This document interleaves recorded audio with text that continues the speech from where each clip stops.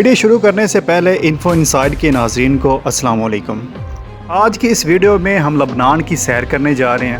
ملک لبنان پر ہر طرح کے مذاہب کے حکمرانوں نے حکومت کی، یہی وجہ ہے کہ 4000 سال گزرنے کے باوجود اس کا نام تاحال تبدیل نہیں ہو سکا۔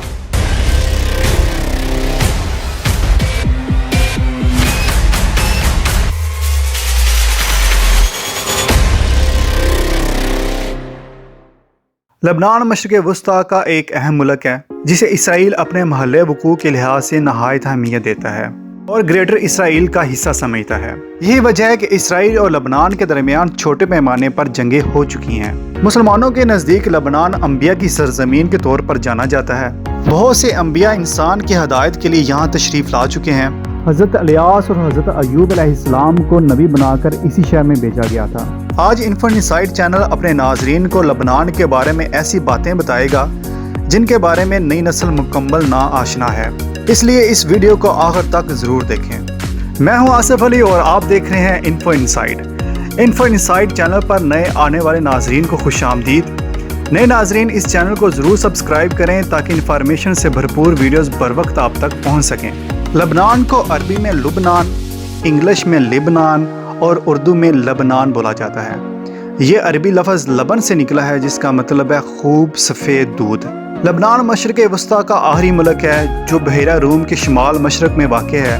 یہی وجہ اس ملک کو یورپ میں بہت اہمیت دی جاتی ہے۔ اگر یہاں کے کلچر کو دیکھا جائے تو یورپین تہذیب نمایاں نظر آتی ہے۔ یہ ملک سمندری اور پہاڑی علاقوں پر مشتمل ہے۔ یہاں کی عورتیں مردوں سے زیادہ پڑھی لکھی ہیں۔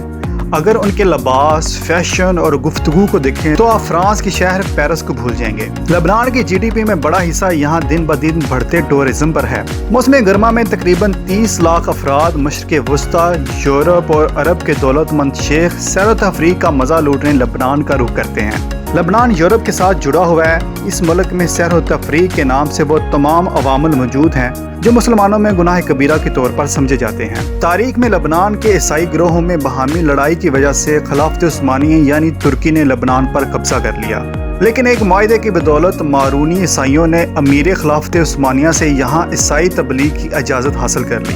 یہی وجہ ہے کہ آج بھی یہاں عیسائی مذہب اور اس کا کلچر نمایاں نظر آتا ہے۔ جنگ عظیم اول کے بعد خلافت عثمانیہ کے کمزور ہوتے ہی لبنان کا کنٹرول فرانس کو سونپ دیا گیا۔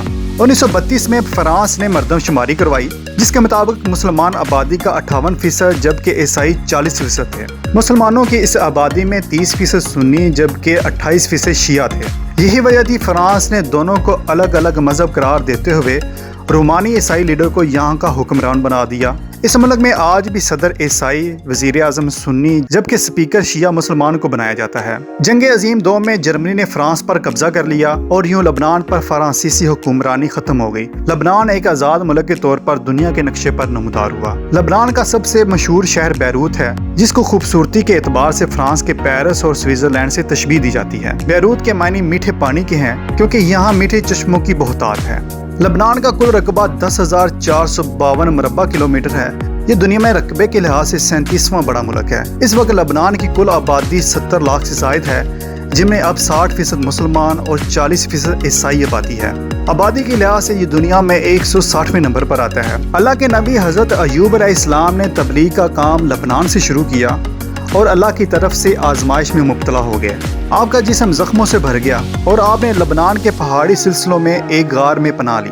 وہاں آپ دن رات اللہ کی عبادت میں مشغول رہے۔ ایک دن اللہ پاک نے آپ سے فرمایا کہ زمین پر پاؤں مارو، جس سے وہاں میٹھے پانی کا چشمہ جاری ہو گیا۔ آپ اس چشمے میں نہائے جس سے آپ کے جسم پر موجود تمام زخم ٹھیک ہو گئے۔ آپ کے صبر کے بدلے اللہ پاک نے سونے کی ٹڈیوں کی بارش برسائی۔ اس لحاظ سے لبنان کو سونے کی ٹڈیوں والا شہر بھی کہا جاتا ہے۔ لبنان کی کرنسی ڈالر ہے۔ ایک پاکستانی روپے کے بدلے آپ 10 لبنانی ڈالر حاصل کر سکتے ہیں۔ لبنان میں پیدا ہونے والا بچہ ملکی نیشنلٹی حاصل نہیں کر سکتا۔ نیشنلٹی حاصل کرنے کے لیے بچے کے باپ کا لبنانی ہونا ضروری ہے۔ دنیا میں جس ملک پر سب سے زیادہ کتب لکھی گئی وہ لبنان ہی ہے۔ لبنان عرب ممالک میں واحد ملک تھا جسے گھروں میں ریڈیو اور ٹی وی رکھنے کی اجازت دی گئی۔ مشرق وسطیٰ میں لبنان وہ واحد ملک ہے جس میں کوئی صحرا نہیں 1945 में लबनान में बनने वाले कानून के तहत कोई भी लबनानी परचम के अलावा किसी दूसरे मुल्क का परचम नहीं लहरा सकता। 2017-18 में 4 मिलियन से ज्यादा लोगों ने तफरीह की गरज से लबनान का रुख किया। लबनान पर आज तक 15 से ज्यादा ममालिक ने कब्जा किया, लेकिन वक्त गुजरने के साथ साथ यहाँ मुस्लिम आबादी में तेजी से इजाफा होता गया। 1932 के बाद लबनान में मर्दमशुमारी नहीं करवाई गई। अगर मर्दमशुमारी होती है तो मुसलमान अक्सरियत में होंगे। यूं मुल्क का सदर जो आज ईसाई है वो मुसलमान होगा। सदर को मुल्क में सबसे ज्यादा अख्तियारात हासिल हैं, यही वजह है कि यहाँ मर्दमशुमारी नहीं करवाई जा रही। लबनान की ऑफिशियल जुबान अरबी है जो अक्सरियत में बोली और समझी जाती है। यूरोप के नज़दीक होने की वजह से लबनान की कसीर तादाद इंग्लिश और आर्मीनी ज़बान भी बोलते हैं। अगर आप लबनान जाएं तो टेम्पल्स ऑफ बालबक ज़रूर देखने जाएं। कबल अज़ मसीह में लबनानी लोग बालबक बुत की पूजा करते थे। बालबक नामी जिस बुत की पूजा की जाती थी वो एक औरत थी। अल्लाह ताला ने हज़रत इलियास अलैहिस्सलाम को पैगंबर बनाकर भेजा। आप बनी इसराइल में से थे और लबनान के शहर यानी बालबक से ताल्लुक़ रखते थे। अल्लाह के पैगंबर हज़रत सुलेमान अलैहिस्सलाम ने मलका बिल्कीस से शादी के बाद बालबक शहर आपको हकमैर में दे दिया था। बैरूत के पहाड़ी सिलसिलों में जेटा ग्राटो नामी चश्मा बहुत मशहूर है, जिसे देखने सियाह उमड़ आते हैं। यहाँ तक पहुँचने के लिए केबल कार का इस्तेमाल किया जाता है। इस चश्मे की लंबाई 900 मीटर है। सेंट जॉर्ज क्लब लबनान की सियाहत में इस क्लब का कलीदी किरदार है। मौसम गर्मा में अरब मुल्क के अमीर शहजादे इस क्लब में क़याम करते हैं। ये एक छोटी सी बीच है जो बहरा अरब के साहिल पर वाक़ है। नाज़रीन, आप ये जानकर हैरान होंगे कि बैरूत की बंदरगाह बहरा अरब की सबसे बड़ी बंदरगाह है, जहाँ सदियों से पूरे मशरिक़ वस्ता में तजारत हो रही है। बैरूत बंदरगाह का ये रिकॉर्ड बहुत जल्द पाकिस्तान की गवादर बंदरगाह तोड़ देगी।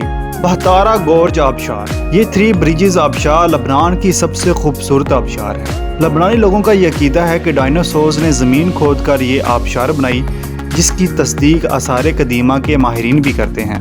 उनके नज़दीक लबनान दुनिया के उन चंद खित्तों में से एक है जहाँ मुख्तलिफ किस्म के बेशुमार डायनासोर्स रहा करते थे। बैरूत शहर में हमरा स्ट्रीट, जिसका दूसरा नाम शांज़े-लिज़े स्ट्रीट भी है, यहाँ की सबसे मसरूफ स्ट्रीट में से एक है। यहाँ सिनेमा हॉल्स, रेस्टोरेंट्स और नाइट क्लब्स की बहुतात है।